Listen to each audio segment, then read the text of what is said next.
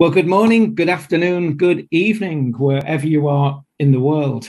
Welcome to this latest live global INMA webinar, coming to you as usual from London, England. I hope you're having a wonderful day. It's a wonderful sunny day here today, and I hope it remains. My name is Mark Challoner. I'm the executive producer, as you may well know, for the association, and I'll be moderating today as usual. I normally say this about having a big response, but again, we have an enormous response today from 40, no less than 40 different countries around the world. And I'm just going to give you a few of them on my list here. We have India, Denmark, Australia, Philippines, Spain, USA, Mexico, Estonia, Kenya, Czech Republic, Nigeria, Singapore, Fiji, Slovakia, Ecuador, Lithuania, Algeria. The list goes on and on. So such is the importance and the interest in what we're going to be talking about today. So welcome to everyone, wherever you're from. We're really glad that you've taken time out to join us today. So a couple of house notes before we begin.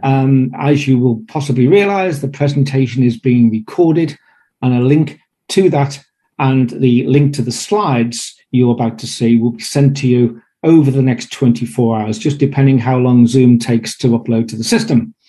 And speaking of Zoom, and everyone's an expert in Zoom these days, I know, but if you roll your mouse across the screen, depending whether you have a Mac or a PC, it'll be in a different place, but you'll see a number of icons. You'll see one saying Q&A. If you have one saying chat, just ignore that. Just concentrate, if you will, on the Q&A.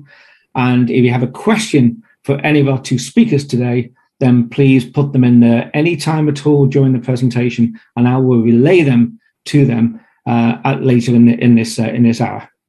And speaking of hour, that's exactly how long we have today. We'll either finish on the hour or before the hour, just depending how long it runs for, but you won't be committed anymore in your diary to more than 1 hour today. That's your commitment to us. So that's the house notes taken care of. Let me tell you a little bit about this webinar. Today we'll learn how Sportsnet created a frictionless user experience.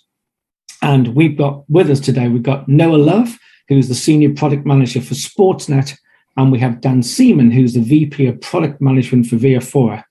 Via Fora are a great friend of INMA, and I've had the privilege of working with them on a number of past webinars, and they do some amazing work with publishers across the globe, as you're about to hear. Anyhow, today, in essence, we'll see how a leading sports media brand is removing friction from this user experience, and in doing so, increase audience engagement and build a loyal fan community. And Noah and Dan will discuss the barriers to engagement their team have identified, which you can no doubt relate to, why removing the friction became a strategic priority, and the practical changes that they've made to deliver a better user experience while increasing registrations. So it's where we all want to be, right? So a bit of background before I hand over to the guys and we get going. Via Fora's role in all this is that they are a digital experience company that helps brands activate their audiences via an always-on customer acquisition platform that leverages things like AI and first-party data to optimize the user conversion and the on-site personalization. Meanwhile, Sportsnet connects sports fans to their favorite teams and athletes using 4 platforms. It's TV, radio, online, and mobile, a local, regional, and national global level.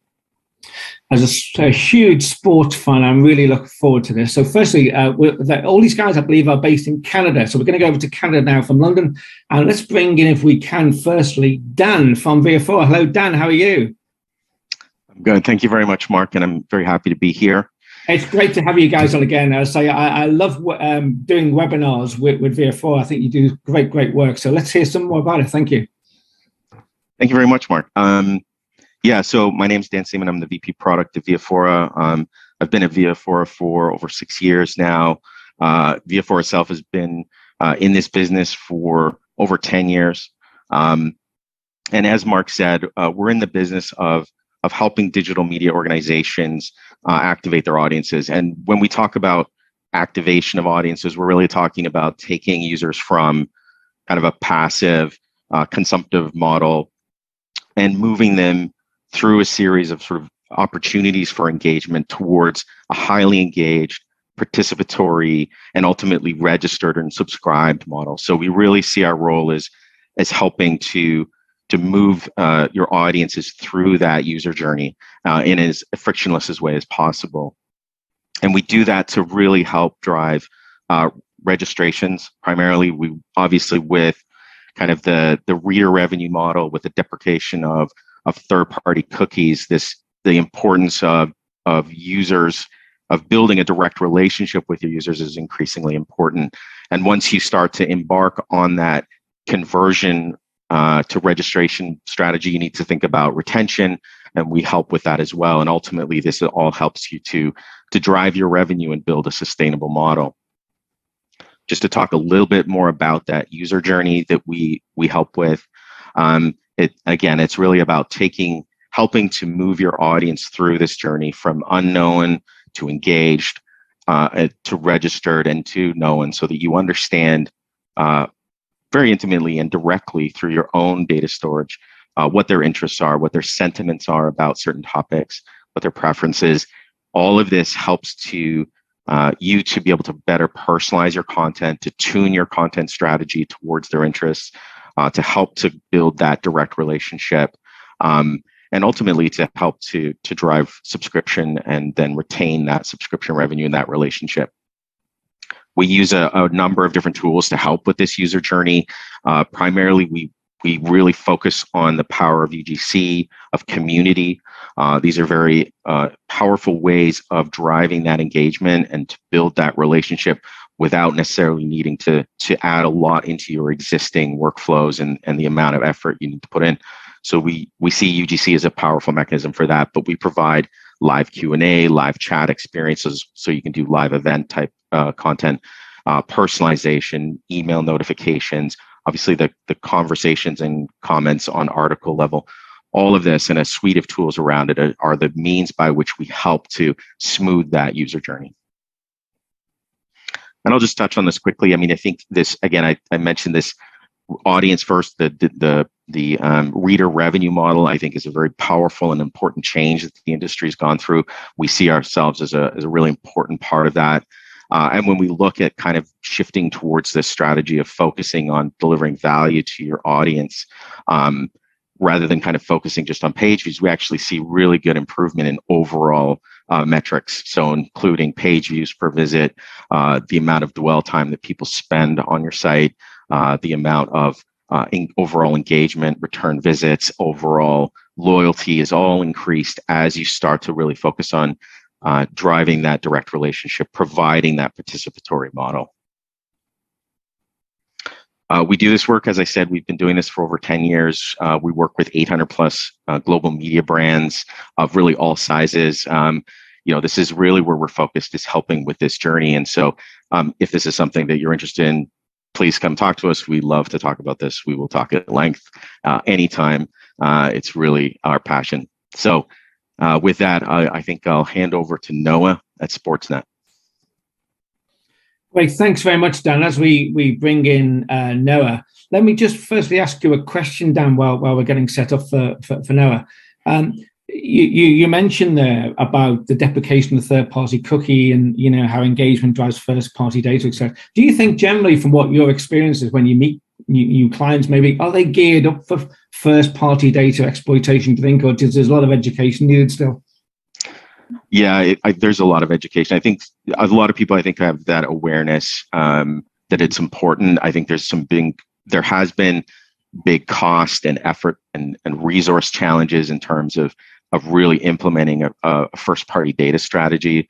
That's one of the challenges. I mean, we already see, I think in the US, it's something like 86% of all news media outlets have some sort of user registration and subscription model in place. So I think that shift to reader revenue and your audience focus rather than sort of page view focus, that's happening. The next step really, I think, is now that you're building that relationship, you're focused on your user value. How do you then extract the data? How do you collect that data and make it usable in a meaningful way? So yeah, I think it's happening. We're right in the middle of this sort of transition right now. Yeah, cool. Thank you. Well, let's just bring in Noah now. Hi, Noah. Hey, thanks for having me. Hey, it's great to have you on.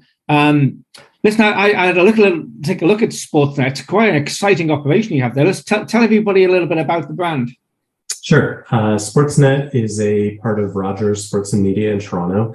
RSM is the media subsidiary of Rogers Communications, which is a Canadian telecommunications company.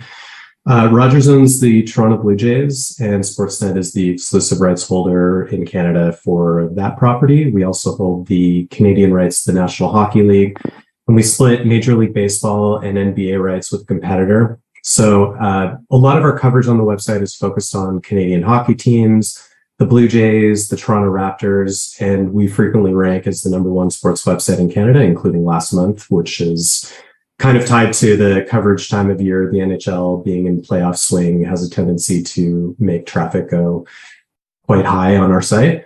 At Sportsnet Digital, we have a couple of missions. The central goal is to increase paid sponsorship, increase the paid subscription of our direct-to-consumer product, Sportsnet Now. The second is to build audience to drive advertising revenue. These are actually relatively tied together. Sportsnet needs a robust user base to fulfill annual advertising budgets through display and pre-roll advertising, but the subscriber growth also doesn't happen in a vacuum. Sportsnet.ca is the top of the SN Now funnel, the place where we can market the product to the highest number of users in a number of different spaces. Growing the audience on Sportsnet.ca and our mobile apps requires us to have engaging content and up-to-date stats and data. I am primarily focused and have been for the last 7 years on the content, written, video, and audio. One of my main goals as a product manager responsible for broad growth on the site is to increase time spent on the end pages consumed, and commenting the Via Fora piece is a big part of that puzzle. On Sportsnet, on all of our platforms, from owned and operated, digital to social media to television and radio and beyond, we're trying to create and sustain fan communities. And on Sportsnet.ca, one of the ways that we do that is through the commenting on the articles. And Via Fora is our partner for that, both from a platform and a moderation perspective. The commenting communities converge around our coverage of various teams. We don't have like message boards. Basically, the articles on our website are in and of themselves a message board. We have robust community engagement around the Blue Jays and the Maple Leafs and the Western hockey teams. And yeah, we've built up substantial numbers of engaged users on those pages. It's quite a network you have there, Noah. Yeah, it's we have like writers across the country basically, and also, you know, we have a lot of content at our disposal beyond kind of content that is specific to our website. So, you know, we have a very active community of producers that produce a lot of content for us, and that allows us to have a fair amount of traffic to generate a lot of commenting. Mm. Well, you mentioned there in your opening gambit there, you talked about growing audiences, and I'd be interested in how does Sportsnet think about audience development and that user journey? What's your sort of process? So the user journey, I sort of talked in the first part about how it's kind of difficult a little bit to level users up from the very broad part of our website to the like going down to the paid subscriber piece. You know, a few years ago, user registration on the website was fairly passive. Part of that was because we weren't really offering the user much to register for outside of contesting and commenting. But a couple of years ago, we started building personalization features that we eventually intend to go end-to-end across our platforms, from the website to the app to the TV experience, so that we can kind of have users opt into programming notifications or get breaking news that they want specifically. So yeah, we had to start thinking about ways to simplify the methodology of actually getting users through the gates. We started at that time with sign-in because it was a huge obstacle for our users. At the time, we were using a sign-up and sign-in prompt that was centralized to the whole media organization. It was extremely long, and it was based on outdated marketing needs, and it asked for everything from birthday to postal code to gender to newsletter opt-in. It was a very long form, and I'm sure a lot of users loaded it up and said, no thanks, and bounced, and we didn't get those registrations. But since we were moving to a world where it was more important for us to ask users to set preferences, and newsletters were still an important part of that, we said, how do we fix this? So we created an SN-only experience that only asked for email and password to sign up. That allowed us to push users directly to the preference setting, to newsletter sign up, bucket those things a bit more seamlessly than we had previously. Once we had fixed the sign up issue, then we were able to focus on other areas of the website and see if we could make other improvements to encourage onboarding. Right, gotcha. So just a little dive further into that then. What really precipitated your focus on removing the friction, if you like, from the user experience? What were the primary barriers to engagement that you identified as part of all of this? Well, partially commenting was a part of a big part of that. Dan, if you want to flip the slide there. We essentially, commenting was one area where we were creating too much of a gated experience. We were basically saying to users, we want you to jump through a lot of hoops to make a comment on an article. And I wouldn't say that the commenting community was opposed necessarily to doing it, but we did want to make it easier. So, this was our original version of how you joined a conversation on Sportsnet, and it was very basic, and it was enacted partially to manage page load speed. It was just a button that indicated how many comments were on the article. And if they clicked it, it would then load in all the comments, which was fine if there were like 20, but it was probably less fine if there were 300. So that was the first gate. Then if you loaded the comments, you had to sign in to engage with them. So that was gate 2. Throughout our relationship with Via Fora, they had suggested we drop the first gate and display the comments immediately. But there were obstacles to doing this in my mind. The first was performance. Loading potentially hundreds of comments at a time seemed like not a great idea, let alone just like the basic Via Fora API. But we later discovered we were already loading the API regardless of the gate. That was a bit of a developmental faux pas on our part. So it made it less of a concern. The API is already in, so who cares? But I still didn't want to load hundreds of comments onto the articles because we have other things on the articles that we didn't want to obscure.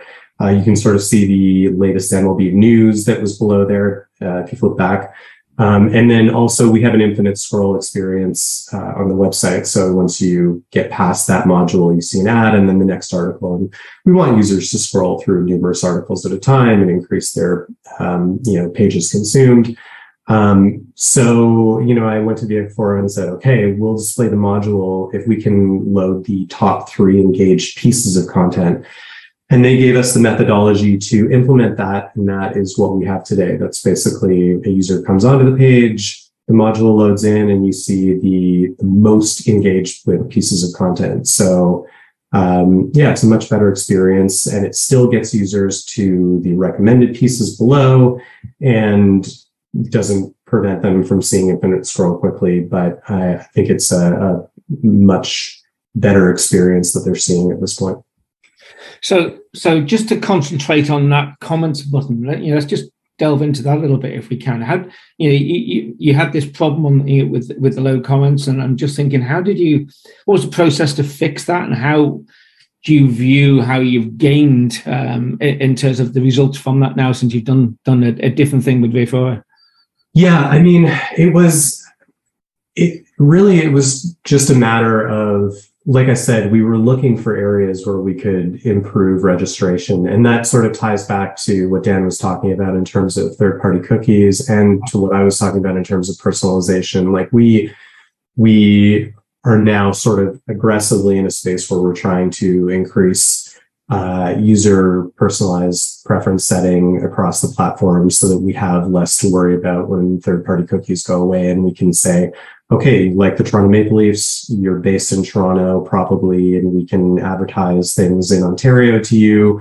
And we probably have some awareness based on sign-in of where you are. So it will make it easier for our advertising tech team to actually send users to the correct ads, where the ones that we don't know, we will have obviously some more problems.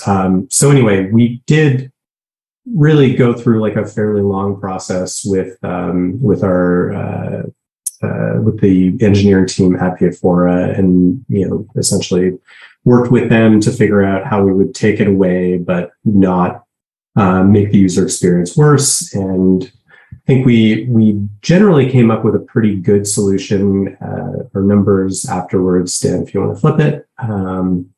We experienced a 24% increase in time spent on in the comments, 14% lift in registrations per million in the page views, and 262% increase in number of comment readers.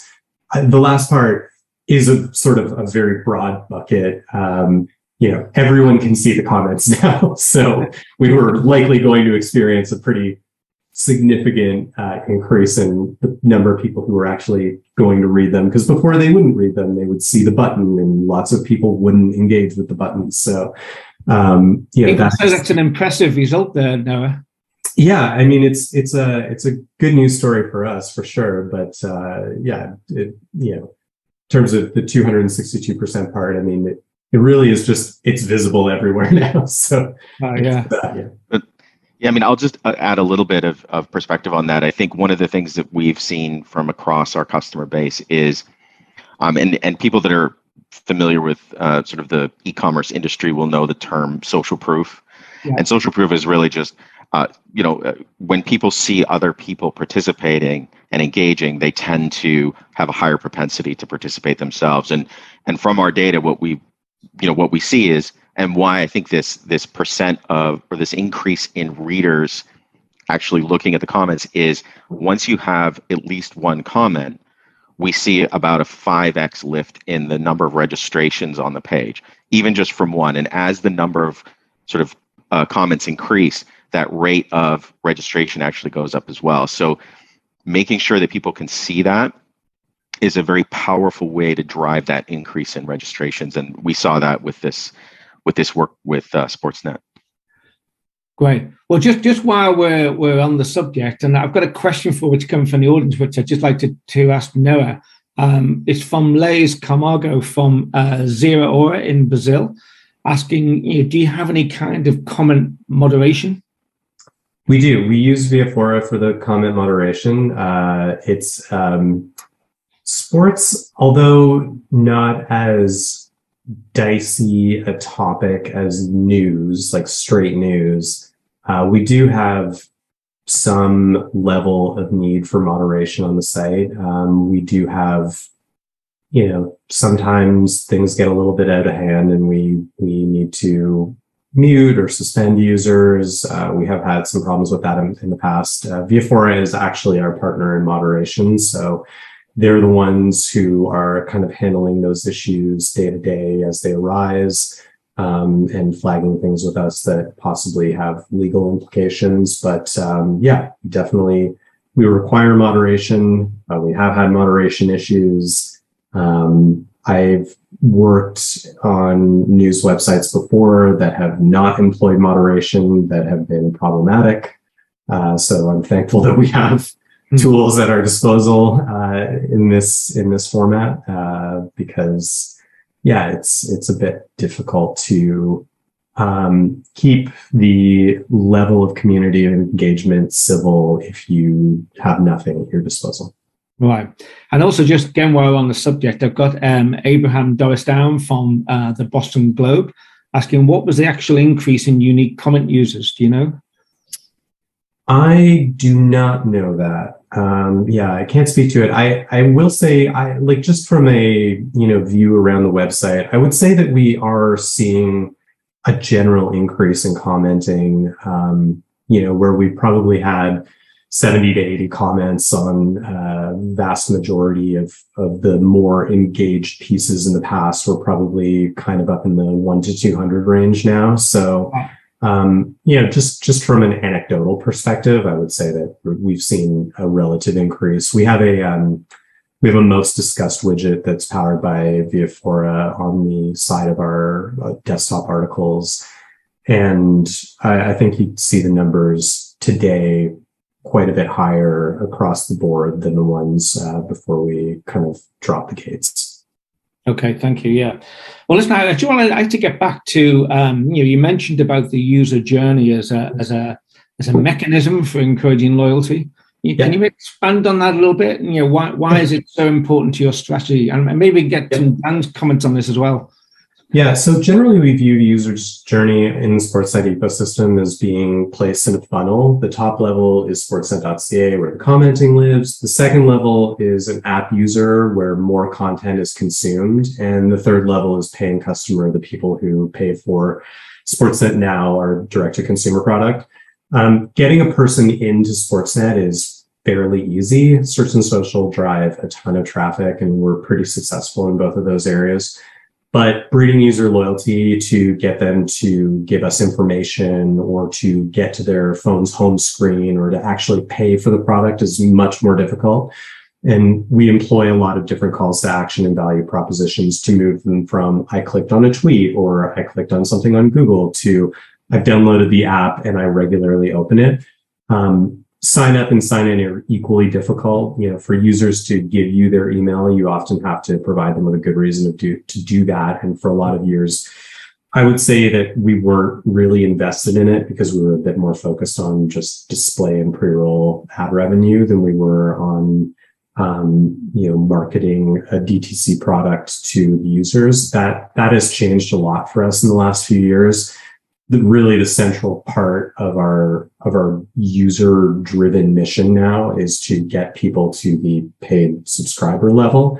We have fairly aggressive targets for where we want to get people there to. We also have aggressive targets for advertising revenue. So it's not really like something where we can just sort of go, this is now a paid product and, you get to the thing and it's just live TV and you pay for it. So both things have to exist. And, we generally have to take them from here down to here to get them to pay. And Dan, what are your thoughts on that? Yeah, I think, again, as I said earlier, I think this move towards focusing content and the overall user experience on media properties to more of a user-focused model, I think is a really good thing and is contributing to, I think, improving the overall health of the media industry as a whole. And loyalty obviously is a huge part of that. Is the old axiom about it's much less expensive to keep somebody coming back than to retain a new active user. So we definitely see the power of community engagement as a mechanism for driving retention. Is incredibly strong. What we see is when users participate in some active way, even if it's very lightweight, we see at least a 6 times increase in overall loyalty and retention rates. So that means that the number of times that user will come back increases significantly. And what we also observe is that retention rate lasts much longer. So the rates of retention that we see even over 6 months time periods is significantly higher than just passive users. And so we really believe that community element is a very powerful part of that. Having that kind of participatory relationship with an audience is also a huge contributor, and users want to be heard. They want to have a socially engaging experience. That is now essentially a table stakes for any kind of media experience. The era of kind of just lonely consumption, myself at my computer is just not there anymore. And certainly as younger people consume the content, that expectation is carried even more. And so providing a social layer as part of your overall content experience, I think is really important to driving loyalty. It's one thing to walk away from a brand. It's another to walk away from a community that you're part of. Right, gotcha. And Dan, while I'm with you, it's obvious listening to Noah here that obviously community building is a really top priority for them. Why do you think it's such a critical area for publishers generally to be focusing on? What are your take on that? Also, was that a question for Noah? Or it's a question for Dan, really. I just think it's obvious from speaking to Noah what his priorities are. I just think, do you see that elsewhere, or you're having to educate people too on that?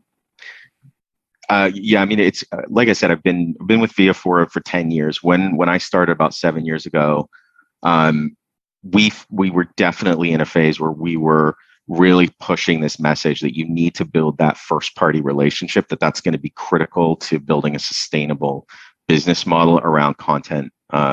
And it's been really good, I think, over the last several years to really see the industry adopt this posture and really understand the value of building that direct relationship, really getting to know their users and using that to help to improve the overall user experience. That's been very gratifying, and we're really happy to see that happening. We've definitely, like I said earlier, I think something like 85 or 90% of local news organizations within the US at least all have a reader revenue model in place of some kind, where I think a lot of organizations are still struggling. So they've adopted that posture. I think they recognize the value and importance of it.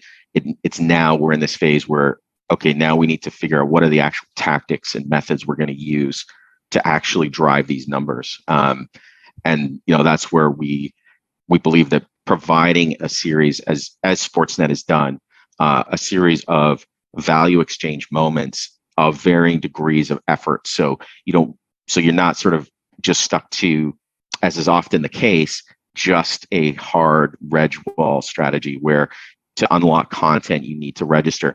That can be effective, but only so far in terms of the users that will be willing to do that. And obviously the trade-off there is potential ad revenue on the other side and also the perception of the brand. So our view on this is creating this very sort of smooth, frictionless path from casual and providing means for them to gradually be able to participate more. It's just like building a relationship with a person. You need to start with small talk. You start in these small exchanges and you build the relationship from there. And you do that in a digital realm by providing these more and more means for users to engage and tying that to this value exchange moment. So it's not, we're just going to cut off the content. It's, hey, if you want to follow this topic or if you want to participate in this live chat, you have to register. That's a natural part of that process. And so providing these organic kind of moments where you ask people to register and you make sure that you're delivering genuine value in exchange is, I think, really crucial. Yeah, exactly. And just that mention there, Dan, I'd be interested in both you guys' answer on this one. They always talk about removing friction and building community. It sounds brilliant, but does it put a strain on resources at all? What about you, Noah? What would you say to that? I mean, yeah. Development is development, right? Like it's anything that you undertake from a roadmap perspective. Something like this, like removing the friction, was probably a 2 or 3 week development cycle in conjunction with working with the Via Fora engineering team. So there's something to be said for what it takes to just get anything done. For us, there are monetary concerns when it comes to the moderation piece and making sure that we keep our communities healthy. So there's a bit of a drag there as well. But I think it's pretty simple math for us. Like the commenting users on our website are consuming about, to Dan's point, an average of 6 times the amount of content. And for us, it's actually probably closer to about 10. And the only other place where we get that amount of engagement is on our apps. And those users are incredibly valuable to us because as it relates to how we want to market the paid products, we have 10 times the opportunity to get them in the door for that. So, we would probably put a much higher lifetime dollar value on the users who are consuming the 10 times number than the ones who are coming in through search and social and bouncing and never coming back. Right, gotcha. Dan, would you concur? Yeah, no, absolutely. I mean, I think certainly from our perspective, we went into this idea of leveraging this social engagement and personalization with this perspective that you have to do it right. You have to make sure that you're able to manage high volume communities at scale, and sort of managing human interaction at scale is very challenging. I think it's created, certainly over the last the years that I've been in media industry, it has created a perception where you either have to live with a very challenging community, or you have to invest very heavily in terms of money and resources into moderation and community management. So from day one, we were very focused on reducing those costs. And I would definitely say that, if you're concerned about UGC as a mechanism for decreasing that user journey friction, that is that was definitely true, but it's no longer true. We now have the technical capabilities, the AI systems that we have, and machine learning capabilities are now able to reduce the moderation cost and effort significantly, and in the range of 90% reduction in cost. So with actually more effective results, and we've been able to do that by developing these automated moderation capabilities, but also we have an in-house, very professional moderation team. We don't outsource it. We believe it is core. And so this is where, Noah, I think you will be aware, we work very closely with the newsrooms of our customers. We are able to tune the moderation to very much suit the tolerances and the kind of community our customers want to build. So all of this to say that I think that as a barrier and as a cost concern, I think has been drastically reduced. So if it is, if this is something that fits into your current strategic objectives, definitely consider UGC, even if it's not from us. But I obviously encourage that. But just know that those capabilities are there, and we can massively reduce the effort and cost. Right. Just one more point here is we're starting to see a lot more interest in event-based sort of participatory experiences. And we believe really strongly in that as well. So things like hosted live chats, post-game, things like that. We have customers that do that, or live Q&A or live blogging experiences. These, again, but can be very participatory, very highly engaging, and drive conversion. And for those tools and those experiences, again, it doesn't require constant effort and attention. You can time box it. You just devote an hour, you run these events.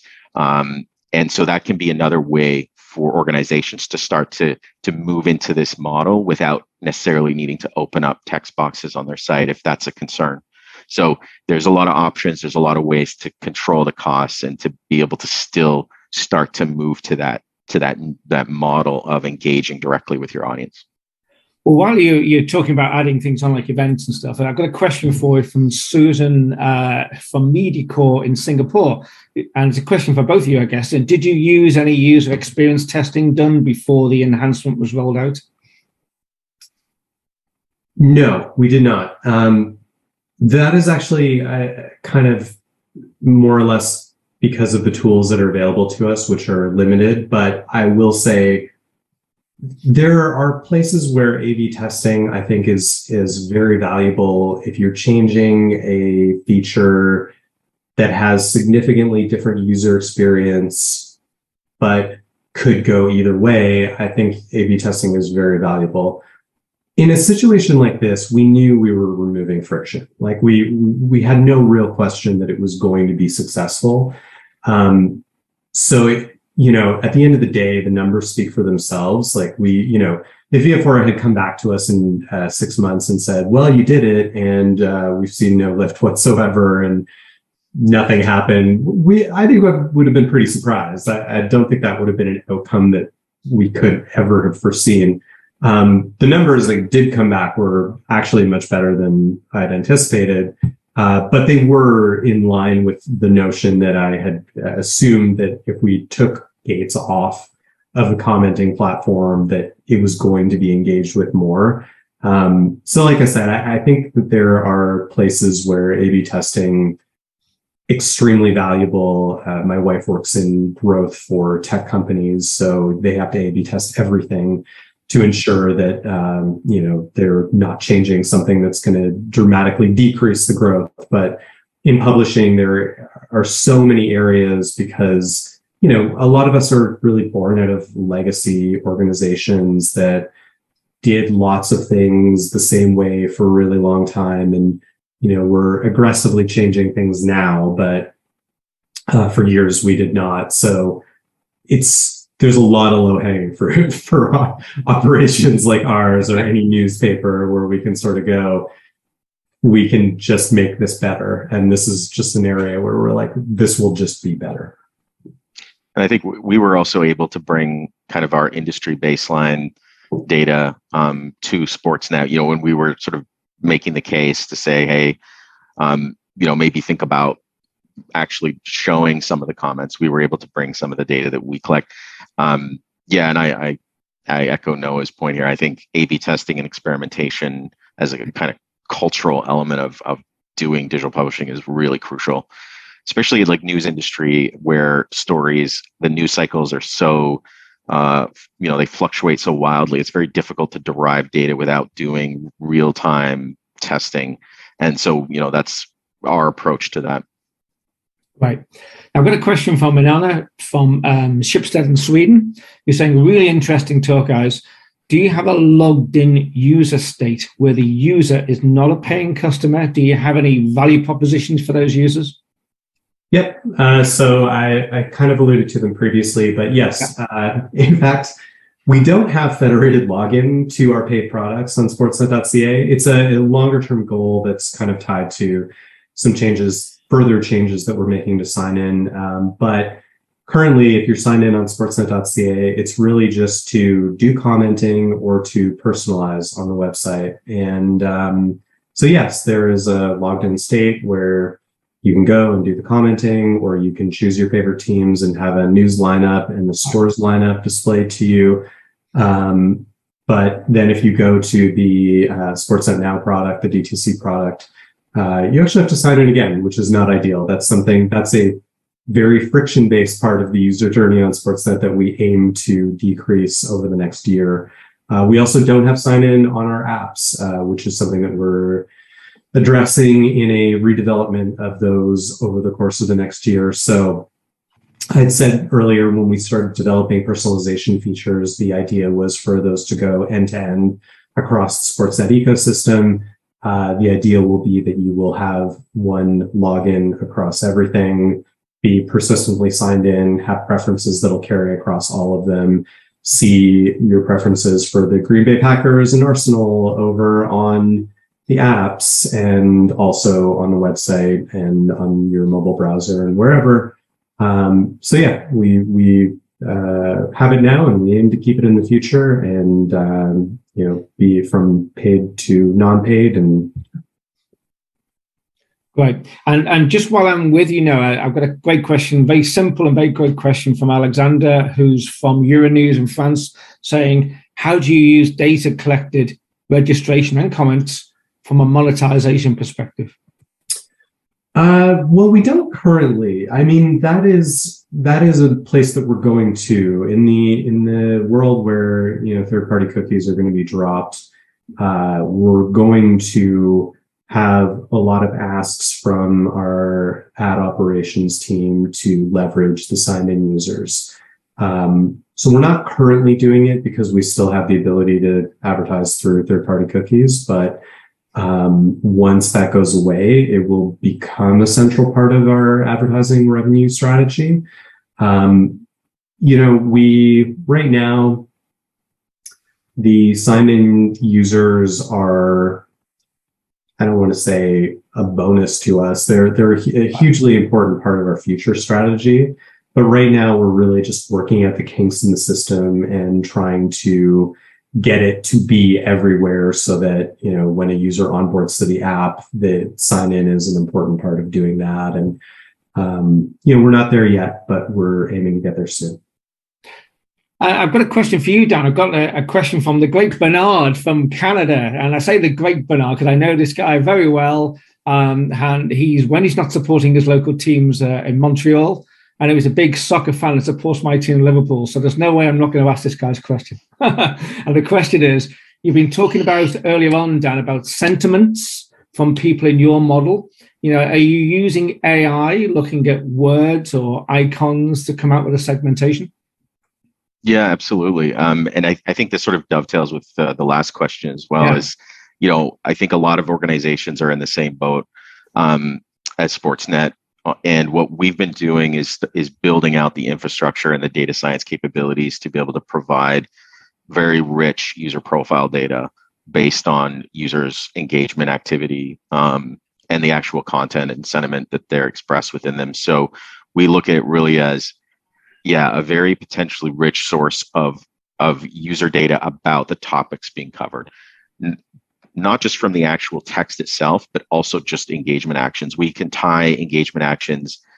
We can measure kind of the impact of those engagement actions or how important they are and tie that back to the actual content of the page itself. And so then you can start to draw that connection with the topics and the interests of your users just from their engagement level. There's a huge difference between sort of passive consumption data in terms of how users consume content versus when they actually actively engage. It's a it's a strong signal about their interest in that topic. And then on the actual sentiment side, it's a very powerful source of information about the user's attitudes towards what the topic is. And we have examples of customers in the sports space even where we can actually see when users are talking about a particular team's merchandise, if they're talking about tickets to upcoming events, things like that can be extracted out and passed to directly into our customers' own data management, data lakes, customer management systems. And then we also take it a step further, which is we start to look at other people who react to that content. So we look at the sentiment of a comment, and if other people are liking it, we are then able to then draw conclusions about their shared sentiment towards that topic. So again, the UGC, overall engagement actions, topics that your users follow, the teams they're interested in, if they follow certain topics or authors, all of that data fills in this very, very complete picture of the user. Obviously, to be leveraged both from an advertising perspective, but also from your own subscription and retention strategies. Right. Now, I'm going to back to Boston, and Abraham's back with a question. I like this question. He says, frictionless in speech marks keeps getting mentioned, but what does that actually translate to in practice? It sounds like you are primarily drawing out the journey, i.e. spreading the same amount of total user effort over a longer time frame with smaller steps. Is that fair?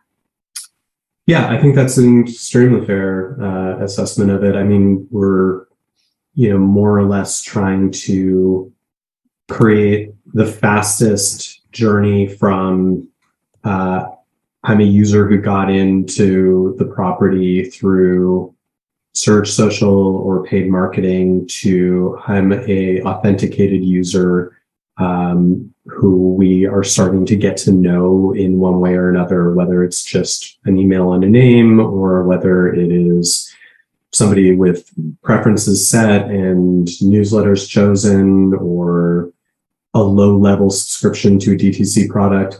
It is really, like I was sort of saying earlier, it is difficult just to get people to give you information on the whole.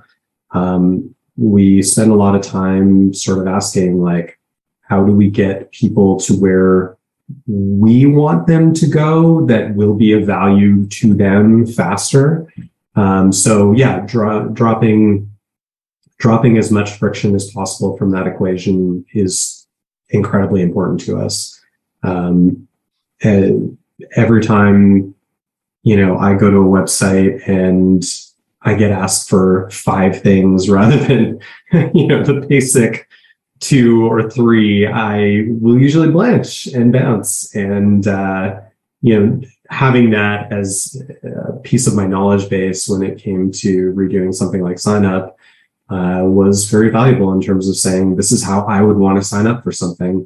And I think that is not a unique feeling as it relates to how users engage with authentication on the internet. Right. And Dan, how would Via Fora capture that word frictionless Yeah, I mean, I think we think of it definitely. I mean, we refer to a funnel or user journey, but I think a good mental model to think about it is a ladder, basically. And when you look at kind of the typical ways that publishers or the levers that they have generally to drive registration or subscription is, cutting off access to content, and that is a huge barrier. What we want to do is add the rungs into that ladder so that path is a gradual one. And yeah, the journey is probably longer, but again, this is about building a relationship. And if it is this huge step or this huge effort and a lot of information you have to hand over, that's challenging. If you can start to build that relationship, and you provide these value exchange moments, that can be, I think, very, that's the way that we think about it. And I think a really crucial way of, or expanding the levers that you have available to help to move people to registered or subscription. Gotcha. Well, Scott, I've got one more question for each of you, if I may. Noah first. Can you give any information about the development of maybe a paywall strategy for the future? How's that going to shape up as far as you can see? Well, I don't think that the content pieces, the ad-supported content pieces, will ever see a paywall strategy for us. No. We do, though, view the direct-to-consumer product as a paywall product. I mean, we don't necessarily refer to it that way, but, we are gating for financial purposes access to Toronto Blue Jays games and the National Hockey League and anything else that we hold the rights for. So, that is in and of itself a paywall. But as far as our content goes, we've explored it.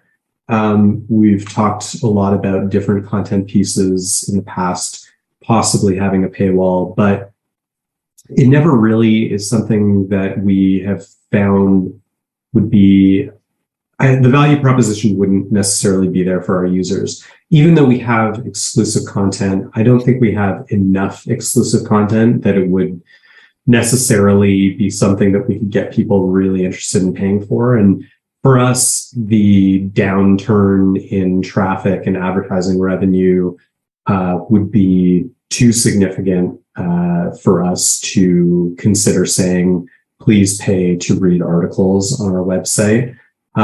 As far as like video goes, video highlights are very easy to come by.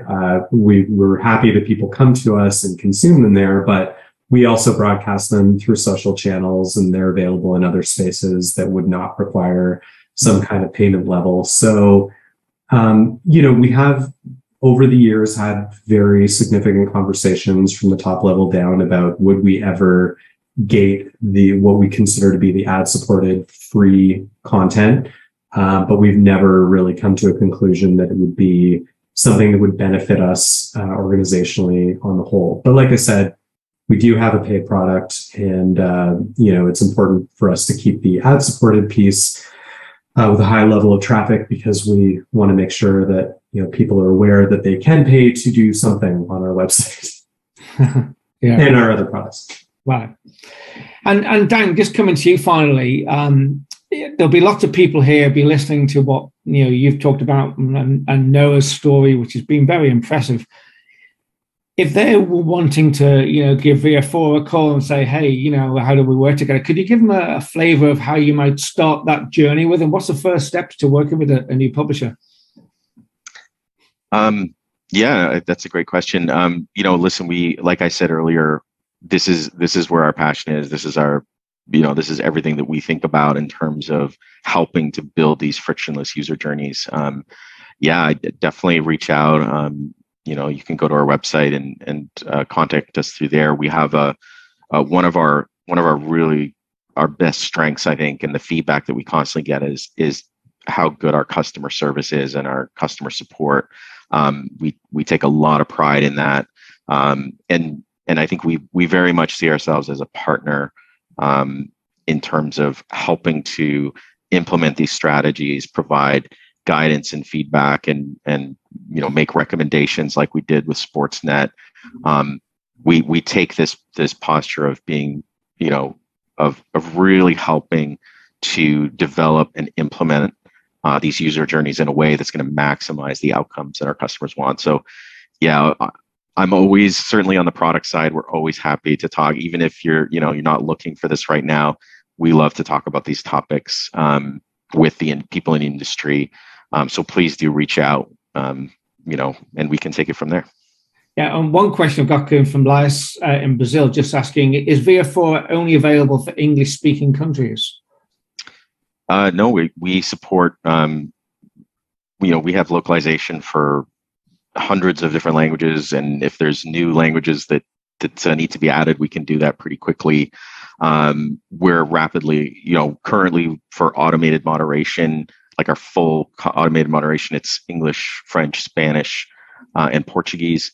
We're constantly, and we have a few more languages about to be released, and it's really sort of based on demand. So as we have interest from other regions, we'll continue to add additional languages. And I've got time to squeeze one more question for Noah.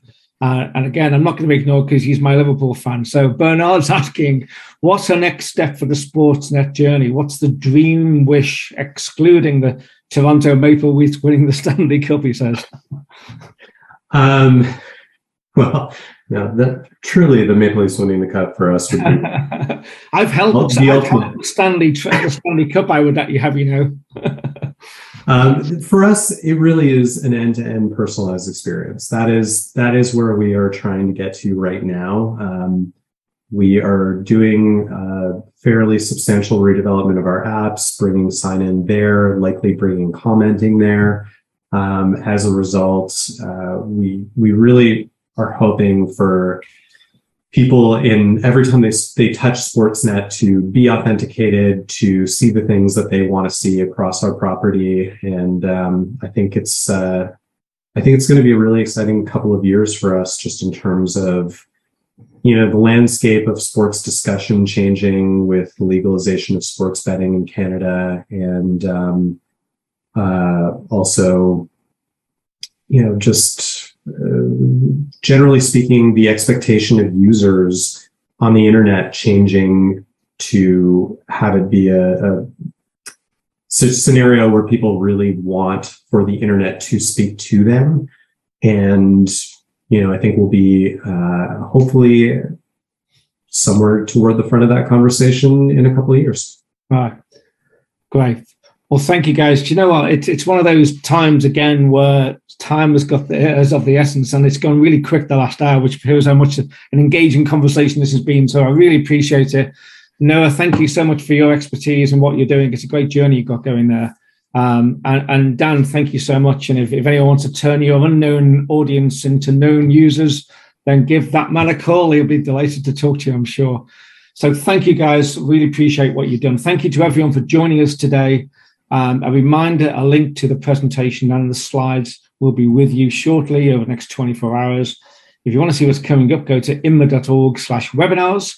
I won't be here next week. I'll be somewhere down the Nile in Egypt on a vacation, but that doesn't mean to say there'll be no webinar, because we have, as part of our digital initiatives at INMA, you may well know we have a number of initiatives for news, and I run the advertising initiative, and we have a lady from Paris running the data initiative, and next week's all about data. So you may well be aware the Reuters Institute, they have a digital news report, and the new one's just come out. It's a deeply researched worldwide look at how users interact with news products. How do they consume news, and what do they want from us, et cetera, and there's loads of questions about how we collect data about our user, and what kind of data we obtain, how much data we need. And that's all going to be focused next week, same time, same place. You can register now on the INMA website, so please do that right away. I'll see you again in a couple of weeks. Thank you very much for joining us. Thanks to our speakers. It's been great. I've loved it. Thank you so much. Bye for now.